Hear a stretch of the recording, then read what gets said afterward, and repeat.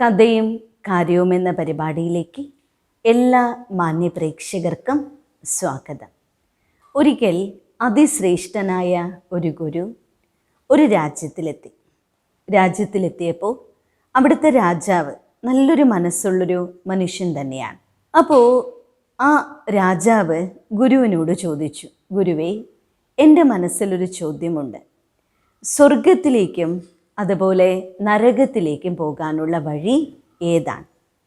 ഇത് കേട്ട ഉടൻ തന്നെ രൂക്ഷമായിട്ട് സന്യാസി ഗുരു രാജാവിൻ്റെ മുഖത്തേക്കൊന്ന് നോക്കി. എന്നിട്ട് രാജാവിനെ ആക്ഷേപിച്ചുകൊണ്ട് അദ്ദേഹം പറഞ്ഞു, നിങ്ങൾക്കെന്താ, ഒരു രാജാവല്ലേ?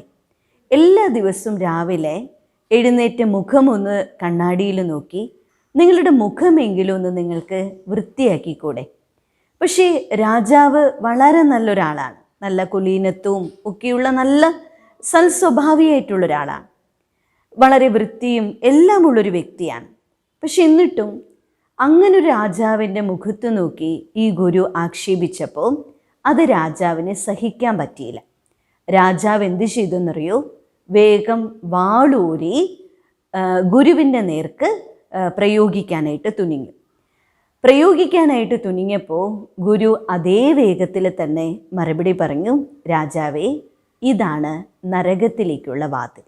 അതായത് വിവേകം നഷ്ടപ്പെട്ടുകൊണ്ട് നിങ്ങളുടെ മനസ്സിലെ എല്ലാ നന്മകളെയും ഒരു സെക്കൻഡിലെ വിസ്മരിച്ചുകൊണ്ട് നിങ്ങളിപ്പോൾ ദേഷ്യത്തിന് അടിമയാകുന്നില്ലേ? ഈ ദേഷ്യം അഥവാ ഈ കോപം തന്നെയാണ് നിങ്ങളെ നരകത്തിലേക്ക് എത്തിക്കുക എന്ന് പറഞ്ഞു. അപ്പോഴാണ് രാജാവിനെ കാര്യം മനസ്സിലായി. രാജാവ് വേഗം തന്നെ ആ ഗുരുവിൻ്റെ കാൽക്കൽ തൊട്ട് വന്നിച്ചിട്ട് പറഞ്ഞു, ഗുരുവേ, എന്നോട് ക്ഷമിക്കണം. ഒരു സെക്കൻഡിൽ എൻ്റെ വിവേകം നശിച്ച് ഞാൻ അങ്ങയോട് നെഗറ്റീവായിട്ട് പ്രതികരിച്ചതിലെ എന്നോട് ക്ഷമിക്കുക.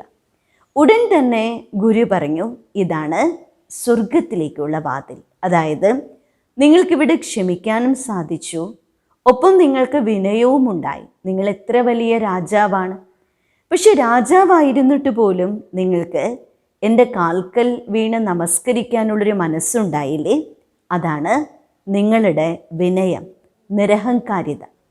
എന്നിട്ട് ഗുരു ഇങ്ങനെ രാജാവിനോട് പറഞ്ഞു കൊടുത്തു, രാജാവേ, നമ്മുടെ മനസ്സിലെ നന്മകളാണ് നമ്മളെ സ്വർഗത്തിലേക്ക് എത്തിക്കുക. നമ്മുടെ മനസ്സിലെ തിന്മകളാണ് നമ്മളെ നരകത്തിലേക്ക് എത്തിക്കുന്നത്.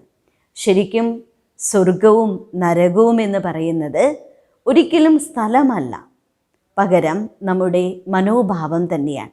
ചില വീടുകളിൽ പോയാൽ നമ്മൾ കണ്ടിട്ടില്ലേ, ആ വീട്ടിൽ അച്ഛനും അമ്മയും മക്കളും തമ്മിൽ ചിലപ്പോൾ ഒരു ചെറിയൊരു വീടായിരിക്കും, എന്നാൽ നല്ല സ്നേഹത്തോടെ സന്തോഷത്തോടെ പരസ്പരം മനസ്സിലാക്കി നല്ല സൗഹാർദ്ദത്തിലിരിക്കുമ്പോൾ ആ വീട്ടിൽ കയറിപ്പോയ നമുക്ക് തോന്നും ശരിക്കും ഈ വീടൊരു സ്വർഗമാണ്.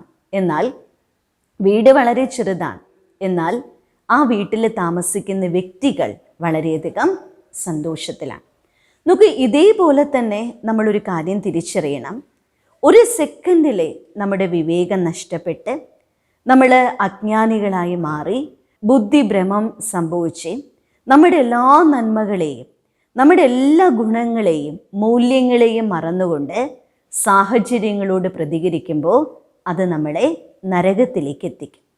എന്നാൽ എത്രത്തോളം നമ്മുടെ മനസ്സിലെ വിവേകം ഉണർന്ന് സൽസ്വഭാവിയായി മാറിക്കൊണ്ട് നന്മയോടുകൂടി എത്രത്തോളം നമ്മൾ പെരുമാറുന്നു, സാഹചര്യങ്ങളെ കൈകാര്യം ചെയ്യുന്നു, അത് നമ്മൾ എത്തിക്കുന്നത് സ്വർഗത്തിലേക്കുമാണ്. ഇപ്പം നിങ്ങളേവർക്കും മനസ്സിലായിട്ടുണ്ടാവുമല്ലോ അല്ലേ? സ്വർഗം എവിടെയാണ്, നരകം എവിടെയാണ്? സ്വർഗവും നരകവും നമ്മുടെ അകത്ത് തന്നെയാണ്. അതായത് ദുഷ്ട സ്വഭാവങ്ങളും ആസുരീയ സ്വഭാവങ്ങളും ഈ പറയുന്ന മനോഭാവങ്ങൾ നമ്മുടെ ഉള്ളിലുണ്ടെങ്കിൽ നമ്മൾ നരകത്തിൽ ജീവിക്കുന്നവരാണ്.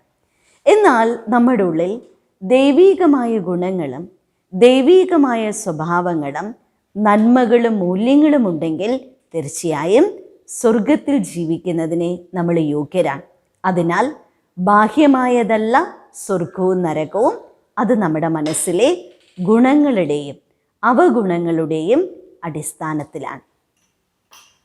ഓം ശാന്തി.